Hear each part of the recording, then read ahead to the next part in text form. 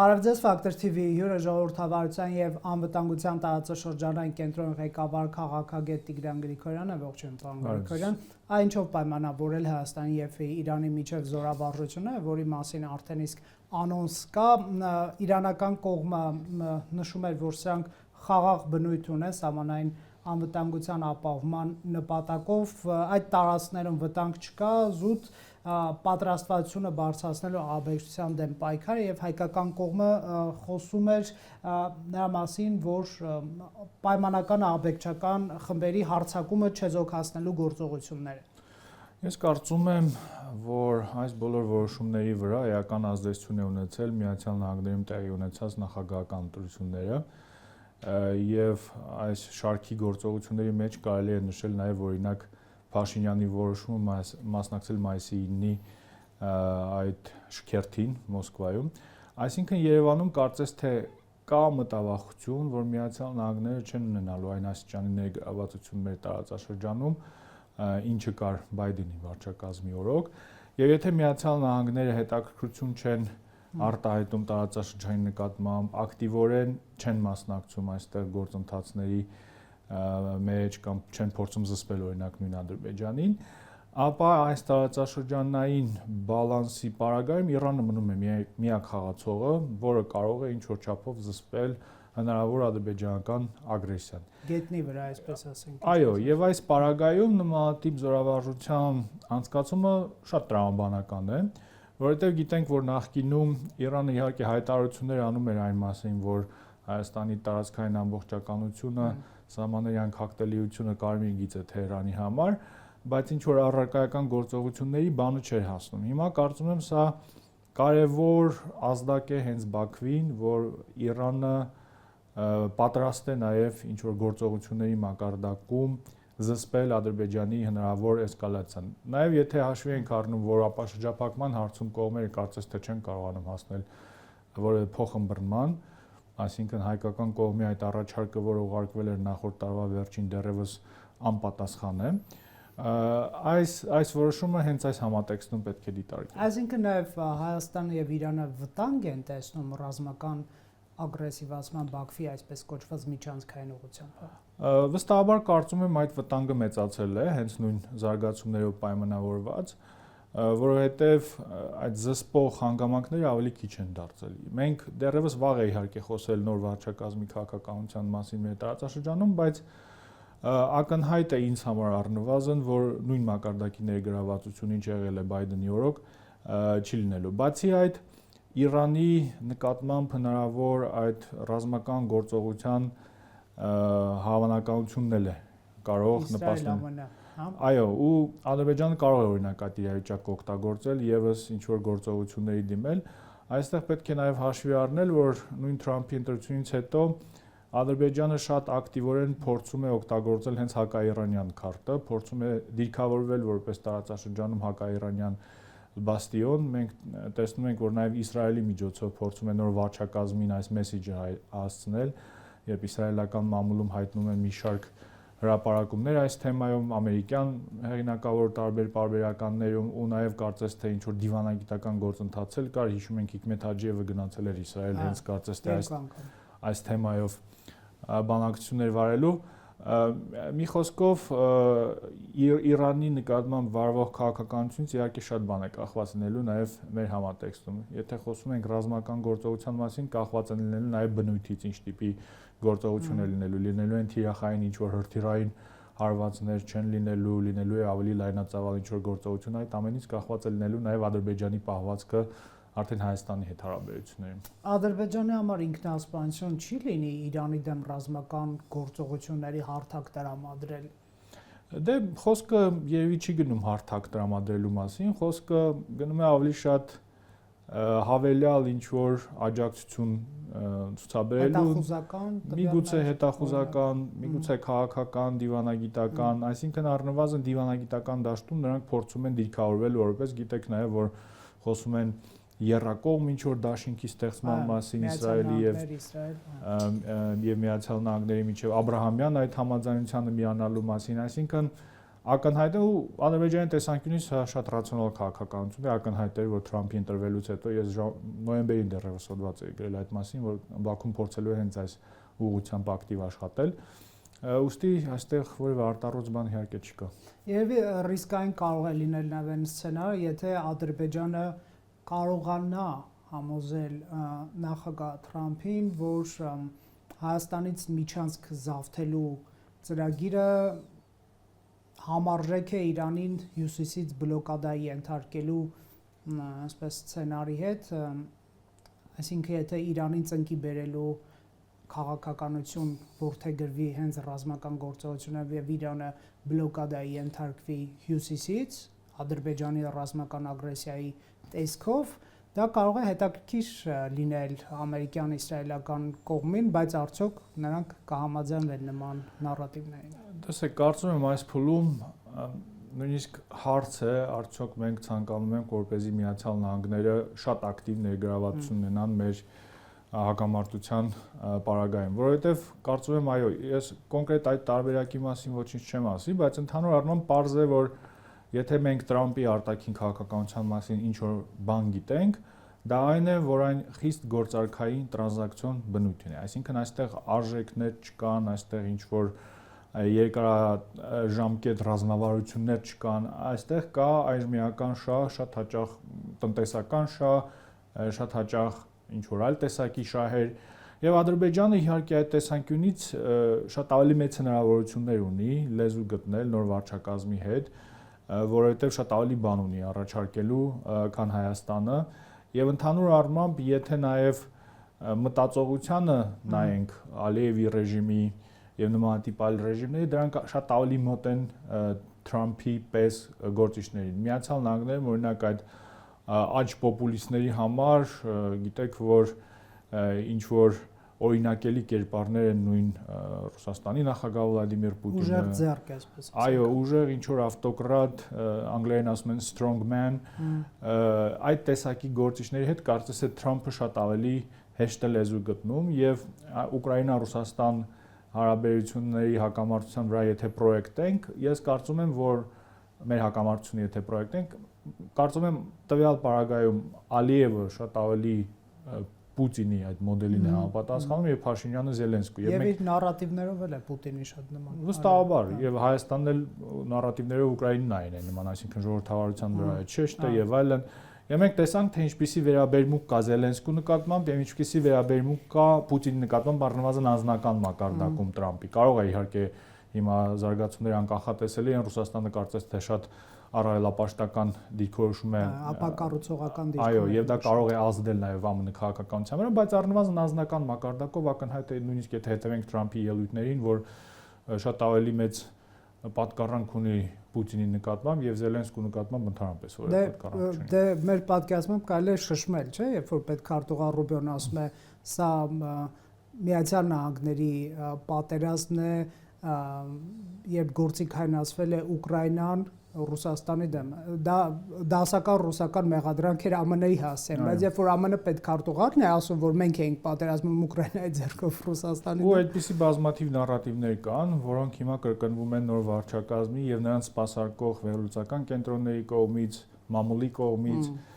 Եվ այդ առումով վերադառնալով արդեն մեր թեմային, պետք է հասկանանք, մենք ուզում ենք, որպեսզի այսպիսի վարչակազմը շատ ակտիվ դերակատարություն ունի օրինակ հակամարտության կարգավորման գործընթացում, թե չենք ուզում։ Այս բանին ես պատասխան չունեմ։ Եթե լինելու է սպառնալից հռետորաբանություն եւ գործողություններ, որոնք չեն բխելու փաստերից եւ իրերի դրությունից, իհարկե չենք ուզենա, բայց եթե փաստերից եւ իրերի դրությունից բխող քաղաքականություն է լինելու, օրինակ 17 կետ համաձայնագրի համաձայնեցված է, մենք Հայաստանում կարող ենք դժգոհ լինել Հայաստանի իշխանություններից, բազմաթիվ ռիսկեր նկարագրել եւ այլն, բայց եթե փաստերին նայեք 17 կետ համաձայնեցված է, այն ինչ որ Ադրբեջանը անհրաժեշտ է համարել, առաջարկել է այդ համաձայնագրի նախագծում, հայկական կողմը հիմնականում ընդունել է եւ մնում է տեղը եւ ժամը որոշել է այդ հանդիպումը։ Եթե ԱՄՆ-ն գալու է եւ խոսակցություն է վարելու տեղի եւ ժամի մասին 17 կետերով ստորագրելու, հայկական կողմը ինչու պետք է մեռի, բայց եթե գալու է եւ ասի գնացեք փոխեք սահմանադրությունը եւ այլն 300,000 ադրբեջանցիներն ընդունեք մի զինվեք եւ այլն պարզ է որ ցանկալի չի, չէ։ Նախ արձանագրենք, որ մենք այնուամենայնիվ ապրում ենք հետ փաստային, հետ ճշմարտության դարաշրջանում։ Այսինքն, եթե օրինակ դուք նայել եք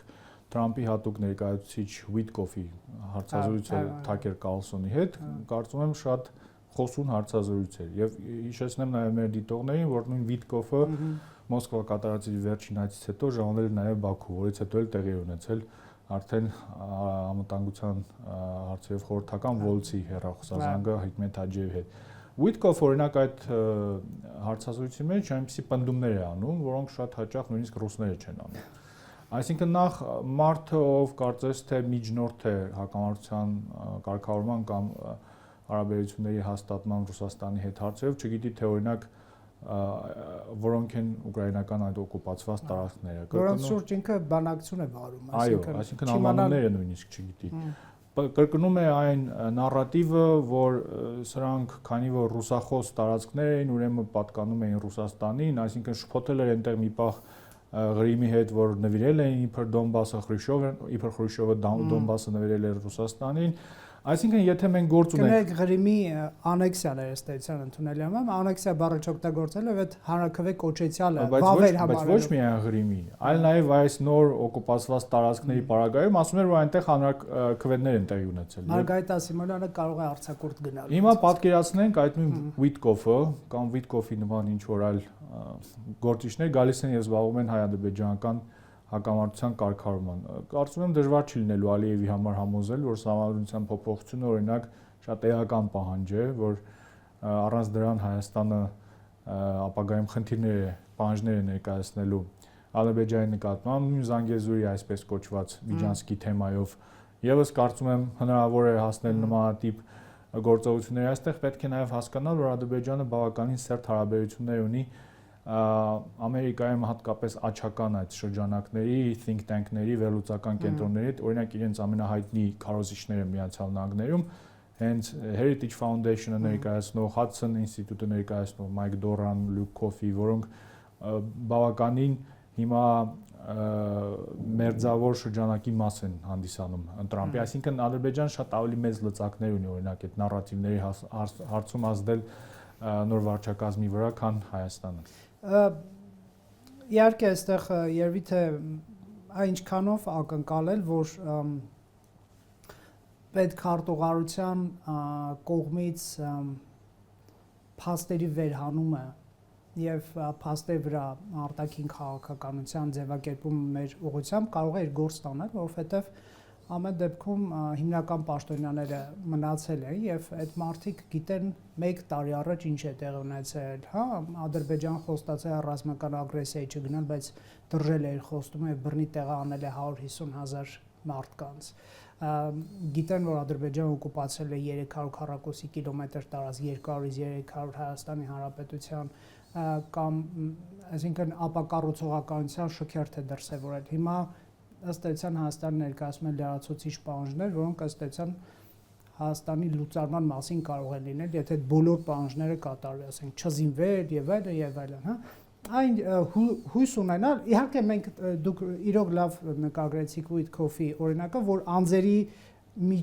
միջոցով է արտաքին քաղաքականությունը վարվում, այստեղ կարող է պետքարտուղարություն շրջանցվել, թե կարող են ամեն դեպքում ռեկոմենդացիաներ։ Իմ կարծիքով, այո, դրական գործոններից մեկը այն է, որ կարծես թե մեր հարցով հիմնականում ներգրաված է Ռուբիոն եւ պետքարտուղարությունը։ Եվ եթե ընթերցենք այդ բոլոր հայտարարությունները, որոնք տարածվել են վերջին շրջանում, նույն Ֆիդանի հետ հանդիպումներից հետո, Փաշինյանի հետ հեռախոսազանգից հետո առնվազն բառապաշարի հարցում ինչ որ շարունակականություն նկատվում է, այսինքն կարծես թե նույն բառապաշարն է օգտագործում, ինչ նախորդ վարչակազմը, բայց այստեղ իհարկե, ինչպես արդեն նշեցի, խոսքը արդեն առաջնահերթությունների մասին է գնում, տեսնում ենք, որ Ուկրաինայում կարծես թե չեն կարողանում հասնել այն արդյունքներին, որոնք ցանկանում էին, կա Իրանի հետ այս խնդիրը, կա Մերձավոր Արևելքում բազմաթիվ խնդիրներ, եւ նույնիսկ եթե ինչ որ ներգրավվածություն լինի, ես չեմ կարծում, թե Միացյալ Նահանգները պատրաստ լինելու շատ մեծ ռեսուրսներ ծախսել ինչ որ նպատակների հասնելու համար։ Ասենք ճնշել Ադրբեջանի հետ։ Դա կարող է ոչ միայն ճնշում լինի։ Օրինակ հիմա ադրբեջանական հիմնական նարատիվներից մեկը այն է, որ մեծ հաշվով մեզ այս խաղաղության պայմանագիրը ավելի քիչ է պետք, քան Հայաստանին։ Ուստի դուք պետք է մեզ շահագրգռեք ինչ որ տնտեսական, ներդրումային ինչ որ փաթեթներով, որ մենք գնանք եւ ստորագրենք։ Հիմա ես չեմ կարծում, թե Միացյալ Նահանգները օրինակ նմանատիպ քայլերի պատրաստ են գնալ, Եվրամիությունը եւս այս բոլոր փոփոխությունների պատճառով կենտրոնացած է իր ներքին խնդիրների վրա։ Նույնը վերաբերում է նաեւ արդեն ավելի ուժային գործիքակազմի կիրառմանը, այսինքն այս տարածաշրջանը այնուամենայնիվ Միացյալ Նահանգների համար այն կենսական նշանակությունը ունի, որպեսզի նրանք լուրջ ռեսուրսներ ծախսեն ինչ որ նպատակների հասնելու համար, ընդհանուր առմամբ եւ տեսնում ենք նաեւ, որ ինչ որ առաջնահերթությունները դարակներով դասավորելու ինչ որ քաղաքականություն էլ կա։ Եթե հետևում ենք օրինակ Եվրոպայի նկատմամբ հայտարարվող տարբեր նպատակները, այսինքն Թրամփը եւ այս նոր վարչակազմը հասկանում է, որ Միացյալ Նահանգները ոչ թե միջազգային համակարգում արդեն հեգեմոնն է, այլ ամենախոշոր խաղացողը, որը չի կարող բոլոր հարցերը լուծի, որ պետք է կենտրոնանա իր կենսական խնդիրների հարցերի լուծման վրա, տեսնում ենք այդ նաև շեշտադրումը արևմտյան այդ կիսագնդի վրա, Պանամայի այդ ջրանցքի հետ կապված խնդիրը, Գրենլանդիայի վերաբերյալ այդ նկարտումները, Կանադայի հետ հարաբերությունները, այսինքն կարծես թե Միացյալ Նահանգները վերադառնում են 19-րդ դարի երկրորդ կես, երբ գործում էր այսպես կոչված Մոնրոյի դոկտրինը, երբ Միացյալ Նահանգները հայտարարում էր, որ արևմտյան կիսագունդը իմ առանձնահատուկ շահերի շրջան է, իսկ այլ տարածաշրջաններում մենք իհարկե ներգրավվածություն կունենանք, բայց այդ ներգրավվածությունը շատ մեծ աստիճանի չպետք է հասնի, որտեղ մեր ռեսուրսները սահմանափակ են։ Եվ իհարկե կա նաև Չինաստանի խնդիր, այսինքն Միացյալ Նահանգների համար երկարաժամկետ կտրվածքով Չինաստանը գլխավոր մարտահրավերն է եւ կարծես թե կա որոշում ռեսուրսները հենց դրա վրա կենտրոնացնել։ Առավելագույն սպասելիքը ձեր ընկալմամբ ԱՄՆ այս ադմինիստրացիայից հայկական կողմի որը պետք է լինի, իհարկե թե նաև ասես փաստերն հետևենք, թե պետքարտուղար Ռուբիոյի, թե անվտանգության հարցերով խորհրդական Վոլցի ուղերձներում, այդ կարճ հաղորդագրություններում շեշտվում էր հակաէսկալացիոն տրամադրվածությունը ամերիկյան կողմի, հակամարտություն պետք է ավարտվի, էսկալացիա պետք է տեղի չունենա եւ լսանք ուղերձներ են, բայց իհարկե Ալիևը այն գործիչը չի, որ ուղերձներով միայն այսպես մամուլի հաղորդագրությունը կարդա եւ դրանից ազդվի, հա։ Այս իմաստով ինչ ակնկալել։ Դե կարծում եմ պետք է այնուամենայնիվ աշխատել, որպեսզի խաղաղության պայմանագրի կնքման հարցում լինի ամերիկյան աջակցություն, ինչ որ կերպ կարելի է փորձել շահագրգռել, նշեցի, որ համանականությունը այդքան էլ մեծ չէ։ Ռազմավարական գործընկերության այդ խարտիայի ուղղությամբ պետք է աշխատանքներ տարվեն, կարծում եմ օրինակ նոր ատոմակայանի կառուցումը կարող է հետաքրքիր լինի այս վարչակազմի համար, որովհետև նրանց համար այդ տեսակի հարցերը շատ ավելի հետաքրքիր են։ Պետք է փորձել ինչ-որ գործողություններ իրականացնել, որոնք պայմանավորվել էին այդ խարտիայով, հիշում եք օրինակ սահմանապահ ծառայության տրեյնինգի վերաբերյալ այդ հանձնառությունը, որը մինչ այսօր կարծես թե տեղի չի ունեցել։ Այդտեղ մի խնդիր կա, այդ դեպքում դա USAID-ի այսպես խողովակով ինչքան գիտեմ պետք է արվեր, հիմա քան որ այդ կառույցը լուրջ խնդիրներ ունի, տեղափոխվում է այլ այսպես պետական ծառայության ոլորտ, այս ձգձգումները կարող են նաև դրանով պայմանավորվել։ Կարող է, բայց ամեն դեպքում պետք է աշխատել, որպեսզի առնվազն այս փոքր քայլերը տեղի ունենան, որպեսզի իդեպ կարևոր է նաև նշել, որ եթե չեմ սխալվում Ռուբիոյի հայտարարության մեջ խոսք կար ռազմավարական գործընկերության վերաբերյալ, այսինքն եւ ընդհանուր շահերի շուրջ են զրուցել։ Բայց այդ ձևակերպումը ռազմավարական գործընկերություն նաև նշանակում է, որ նոր վարչակազմը եւս հաշվի է առնում այդ ստորագրված փաստաթուղթը։ Մի խոսքով բոլոր ուղղություններով պետք է աշխատել, պետք է նաև իհարկե խոսույթները փոփոխել եւ համապատասխանեցնել այս վարչակազմին։ Տեսեք, Փաշինյանը երբ գնացել էր Միացյալ Նահանգներ մի քանի ամիս առաջ կրոնական ազատության այդ համաժողովի մասնակցելու, իր այնտեղ հնչեցված ելույթը ընդհանրապես չէր համընկնում այս նոր վարչակազմի խոսույթներին։ Խոսում էր ժողովրդավարության մասին, մարդու իրավունքների եւ այլն։ Այսինքն պետք է հասկանալ ում հետ գործ ունես, ում այդ մարդկանց համար ինչն է կարևոր, ինչ չէ կարևոր, ինչ չի կարևոր։ Ես կարծում եմ նույն սխալը նաև Զելենսկին էր թույլ տվել, երբ գնացել էր Սպիտակ տուն, այսինքն օգտագործում էր արդեն հնացած խոսույթներ, որոնք այդքան էլ հասկանալի չեն այս մարդկանց համար։ Տեսեք, Ադրբեջանի նախագահը խոսում է նրանից, որ նոր առճակատման ռիսկը կա, քանի դեռ խաղաղության համաձայնագիրը ստորագրված չէ։ Եվ որպեսզի ստորագրվի խաղաղության համաձայնագիրը, Հայաստան պետք է փոխի իր սահմանադրությունը Մինսկի խմբի լուծարմանը նպաստի։ Փաշտանը 27 թիվն է նշել որպես սահմանադրական հանրաքվեի հավանական ժամկետ, թեև նախարար Գալյանի մեկնաբանությունից դատելով կարող էր 26-ին դա տեղի ունենալ, բայց 2 տարի առնվազն կա այդ հանրաքվեին։ Դեռ փաստ չի հայ ժողովուրդը կգնա այո կասի, թե ոչ, այսինքն մենք չգիտենք, որ փոխվելու է սահմանադրությունը։ Այստեղ դուք ինչ է հետապնդում Ադրբեջանը, ասենք այդ ձեր ասած հավելյալ արժեք ԱՄՆ-ից ստանալու պարագայում կարող է մոռանալ սահմանադրության մասին, ասել լավ, այն ինչ որ դուք երաշխիքներ մեզ տվել եք, դա բավարար է, եկեք կնքենք, թե սա երկարաժամկետ մարտավարություն կարող է լինել։ Դե դժվար է այստեղ ասել ԱՄՆ-ն պատրաստ է այդ դերակատարությունը ստանձնել, եթե ինչ որ առաջարկ լինի, որը շատ հրապուրիչ կլինի Ադրբեջանի համար, միգուցե կարող են ինչ որ կոմպրոմիս գտնել այդ սահմանադրության փոփոխության հարցում։ Ես չեմ կարծում, թե Ադրբեջանը ամբողջովին հրաժարվելու է այդ պահանջից, բայց կարող են օրինակ պայմանավորվել, որ Հայաստանը հանձն է առնում, չգիտեմ, սկսել այդ գործընթացը եւ այլն։ Բայց ընդհանուր առմամբ այո, իհարկե խաղաղության գործընթացի ապագան կապել այդ հանրաքվեի հետ շատ կասկածելի որոշում է եւ ընդհանրապես ողջ գործընթացը կասկածի եւ ռիսկի տակ է դնում։ Ինչ վերաբերում է հայտարարություններին էսկալացիայի վերաբերյալ, կարծում եմ այո, վտանգը հիմա ավելի մեծ է, քան կարող կես տարի առաջ այս բոլոր զարգացումներով պայմանավորված։ Այստեղ կարծում եմ նույնիսկ խնդիրը այդքան էլ խաղաղության պայմանագրի ստորագրումը կամ չստորագրումը չէ, այլ այն իրական խնդիրները, որոնք շարունակում են չլուծված մնալ, օրինակ նույն ապաշրջափակման հարցում, դելիմիտացիայի գործընթացում կարծում եմ ապագայում խնդիրներ են լինելու, ընդհանուր առմամբ Ադրբեջանի այդ նարատիվը դեմիլիտարիզացիայի վերաբերյալ կարծում եմ վտանգավոր է, բայց եթե միջնաժամկետ կտրվածքով ենք նայում իրավիճակին, իհարկե կոմունիկացիայի հարցը ամենավտանգավորն է, որովհետև Ադրբեջանը կառուցում է երկաթգծի իր հատվածը հենց Ադրբեջանի տարածքում եւ պարզ է, որ երբ հասնեն արդեն Հայաստանի սահմանին, կարող է վտանգավոր իրավիճակ լինել, չնայած երեք Ալիևը հայտարարում էր, որ եթե Հայաստանը չհամաձայնի տրամադրել այդ անցումը, մենք կբանակցենք իրանցիների հետ երկաթգիծը օրինակ Իրանի տարածքում։ Դա այդտեղ բլեֆային բան կա, չէ՞, մի քիչ։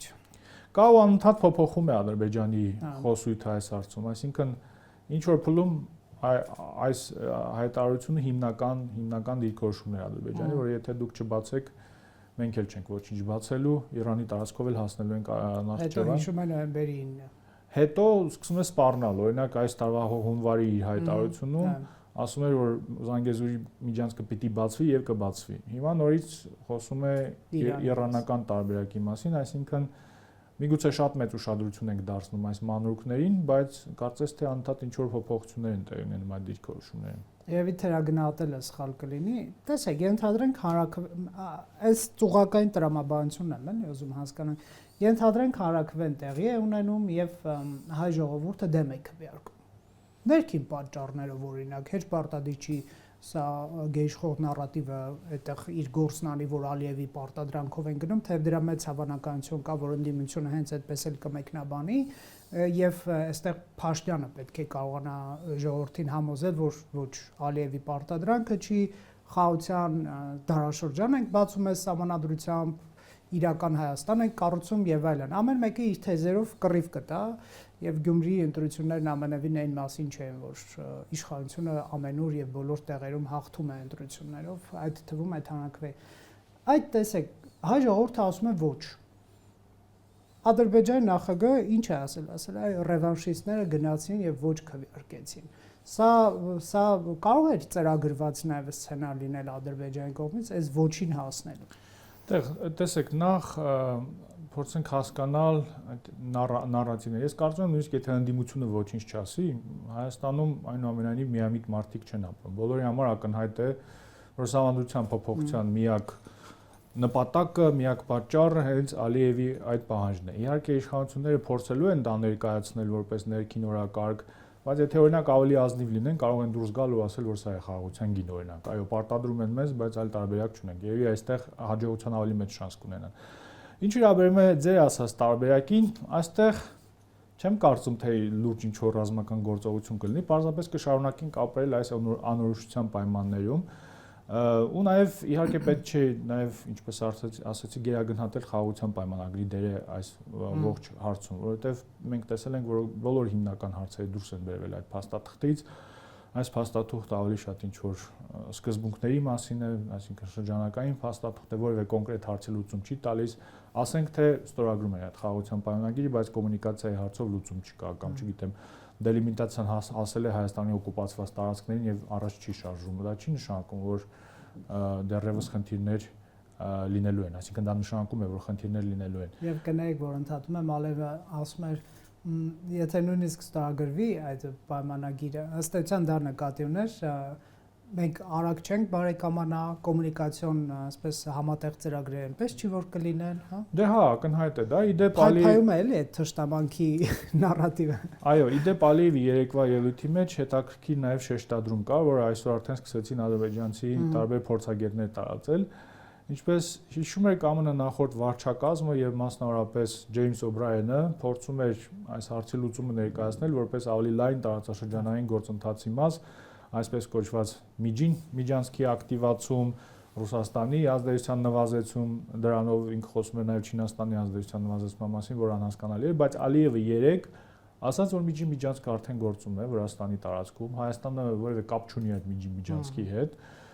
եւ չի էլ ունենալու։ Ու այստեղ էլ Հայաստանում էլ կային բազմաթիվ գործիչներ, որոնք ասում էին, որ տեսեք, հիմա գնալու ենք միջանցքի մաս ենք դառնալու չեն, այդ միջանցքի հիմնական հատվածը, այսինքն վրացական տարածքով գնացող երթուղին մինչև այսօր նույնիսկ կիսով չափ չի շահագործվում, այսինքն պարզ էր, որ այդ հայտարարությունները այդքան էլ չէին համապատասխանում իրականությանը։ Այդ առումով այո, կարծես թե քաղաքականությունը այնուամենայնիվ այն է լինելու, որպեսզի Հայաստանը շարունակի մնալ շրջափակված, որպեսզի հաղորդակցությունները չբացվեն եւ այդ թվում նաև Թուրքիայի կողմից, որովհետև Ադրբեջանի երկարաժամկետ ռազմավարությունը այնուամենայնիվ խաղաղություն կնքել չի կամ խաղաղության պայմանագիր չի, Ադրբեջանի երկարաժամկետ ռազմավարությունը Հայաստանին թուլացած վիճակում պահելն է։ Ինչքան հնարավոր է, այնքան թույլ, որպեսզի ապագայում, եթե ինչ-որ խնդիրներ լինեն, իրավիճակ փոխվի, Հայաստանի վիճակի չլինի իրենց տեսանկյունից ռևանշիստական գործողությունների դիմել։ Շատ լավ, այդ մասով անպայման կհետևենք։ Խոսենք նաև Արցախի մեր հայրենակիցների վերջին հանրահավաքից, ինչպես նաև դրա ժամանակ առաջ քաշված քաղաքական իրավունքների եւ սոցիալական խնդիրների վերաբերյալ Հայաստանի իշխանություններին առաջ դրված պահանջներից, այդ դուք ինչ նկատեցիք Հայաստանի իշխանությունների կողմից, ինչպիսի արձագանքեր, նաև գիտեմ, որ ձեր կազմակերպությունը այդ սոցիալ-տնտեսական խնդիրների հարցով զբաղվում է, այսինքն դուք վեր եք հանում այն խնդիրները, որոնք առկա են նաև պետական ծրագրերի գործարկման իմաստով, այնչու ընդունելի չի Հայաստանի իշխանությունների առաջարկած ծրագրերը, ընդհանրապես ինչ խնդիրներ եք այդտեղ նկատում։ Տեսեք, սկսեմ հանրահավաքից եւ հանրահավաքի օրակարգից։ Կարծում եմ այն բոլոր մարդկանց համար, ովքեր հետևում էին այս գործընթացին ու հետևում են, ակնհայտ է, որ այս հանրահավաքի հիմնական պատճառն ու առիթը հենց այդ սոցիալական ծրագրի կրճատումն է, նվազեցումն է, եւ այն բոլոր այլ հայտարարություններ, որոնք արվում են,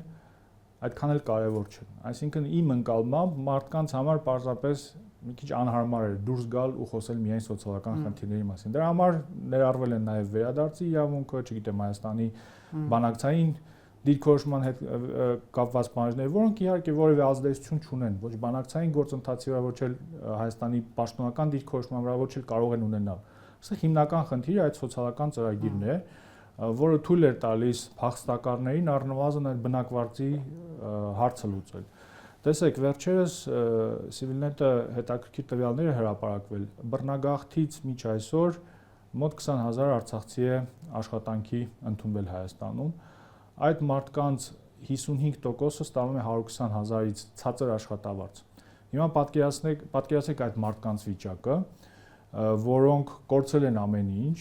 եւ ինչ որ այո մինիմալ աշխատանք գտել են, բայց արդյոք հնարավոր է 120,000 աշխատավարձով, չեմ ասում Երևանում, նույնիսկ մոտակա մարզերում երևի այդ գներով չի կարելի լուծել բնակ վարձի խնդիրը եւ սա է հիմնական խնդիրը, բայց ո՞րն է Հայաստանի իշխանությունների արձագանքը, ատելության ինչ որ նոր ալիք, ու իդեպ եթե նախկինում խոսքը գնում էր ինչ որ պրոքսիների միջոցով այդ ատելությունը տարածելու մասին, հիմա ուղիղ իշխանություններն են դրանով զբաղվում, Տարոն Չախոյան, Արսեն Թորոսյան, CVK-ը, Media-News, այսինքն իշխանական գործիչները ու ռեսուրսները, որտեղ փորձում են հանրային կարծիքը տրամադրել մարդկանց նկատմամբ, ովքեր դուրս են եկել մեծ հաշվով սոցիալական պահանջ են հնչեցնում։ Իդեպ սա առաջի դեպք չէ, երբ ինչ որ հարցով կա բողոք, եւ իշխանությունները փորձում են անգլերեն լավ եզրույթ կա, սեկյուրիտիզացիայի ենթարկել այդ բողոքը, ասելով, որ սա վտանգ է Հայաստանի ինքնիշխանությանը, ժողովրդավարությանը։ Եվ իշխանության ներկայացուցիչներ դրա հետևում տեսնում են ԱԺ ընդդիմության ականջները կամ ձեռքերը։ Դե այս տեսնում են, որովհետև դա իրենց ձեռնտու է։ Ես գիտեմ բազմաթիվ մարդիկ, ովքեր դուրս են եկել այդ հանրահավաքին, որոնք որևէ կապ չունեն որևէ քաղաքական ուժի հետ, ժամանակ էլ չունեն կապ ունենալ, որովհետև մարդիկ առօրեական ինչ որ խնդիրներ են լուծում, կենսական խնդիրներ են լուծում, եւ մարդկանց մեծամասնությունը ես վստահ եմ, որ այդ հարցերով է դուրս եկել։ Իդեպ, եթե վերադառնանք նաեւ հանրահավաքին, մենք կտեսնենք, որ այդ հանրահավաքի ընթացքում որևէ ներքաղաքական պահանջ չի հնչեցվել, հարթակին չեն եղել գործիչներ, որոնք ունեն ներքաղաքական օրակարգ, որոնք ունեն կապեր օրինակ Հայաստանի ընդդիմության հետ, բայց իշխանությունը ցանկացել է այս գործընթացը այդ պրիզմայով դիտարկել, ու մի խայտառակ ատելության ալիք է բարձրացել արցախցիների նկատմամբ, որը արդեն բոլոր չափեր անցնում է եւ այստեղ արդեն պետք է ավելի լուրջ կոնսոլիդացիա եւ հայաստանյան նաեւ քաղաքացիական հասարակության այս գործընթացը կանխելու համար։ Ինչ վերաբերում է այդ պահանջներին, պարզ է, որ դրանք իրատեսական պահանջներ չեն, բայց քաղաքական իրավունքների պահանջներ։ Խոսքը հավաքական իրավունքների մասին է եւ նաեւ բանակցություններին եւ այլն։ Պարզ է, որ դրանք իրատեսական չեն եւ պարզ է, որ դրանք որևէ պարագայում չեն ներառվելու Հայաստանի բանակցային դիրքորոշման մեջ, բայց մյուս կողմից այդ պահանջների հնչեցնելը մեծ հաշվով ում է խանգարում, այսինքն այդ մարդիկ երբ դուրս են գալիս եւ խոսում են հավաքական իրավունքի մասին, ինչ որ մեկին վնաս են տալիս, Հայաստանի ինչ որ շահերին են վնասում, Հայաստանի Հանրապետությունը կարծես թե ազատ երկիր է, բոլոր մարդիկ իրավունք ունեն իրենց կարծիքը արտահայտել։ Ադրբեջանում էլ կնեք իհարկե դրանք քաշային կատեգորիաներով շատ տարբեր են, նույնական չեն, բայց ստեղծել են Արևմտյան Ադրբեջանի համայնք, ինչ որ ամեն օր խոսում են Հայաստան վերադարձից։ Հենց խնդիրը որ Հայաստանը կարծելով, թե եթե ամբողջովին հրաժարվի այս խոսույթներից, թիրախավորի այստեղ գտնվող տարբեր արցախցիների, դրանով այս հարցը փակելու է, բայց Հայաստանը այդ հարցը փակել է, Ադրբեջանը շարունակում է օգտագործել այդ խոսույթը։ Եվ տարբեր կիսապաշտոնական գործիչներ անընդհատ պնդում են այդ արդեն իրենց իրավունքի վերադարձի իրավունքի մասին։ Ու սա շատ պարադոքսալ իրավիճակ է իհարկե։ Ես ասում եմ, չեմ կարծում, թե հնարավոր է այս հարցերը մտցնել բանակցային օրակարգ, բայց առնվազն չեմ կարծում, թե այս հարցերի բարձրաձայնում խանգարում են ինչ-որ գործընթացին։ Ավելին, կարծում եմ Հայաստանին ինչ-որ նույնիսկ քաղաքարտեր են տալիս այդ գործընթացում։ Շնորհակալ եմ զրույցի համար։ Ես եմ շնորհակալ։ Factor TV-ում հյուրընկալել ենք Տիգրան Գրիգորյանին։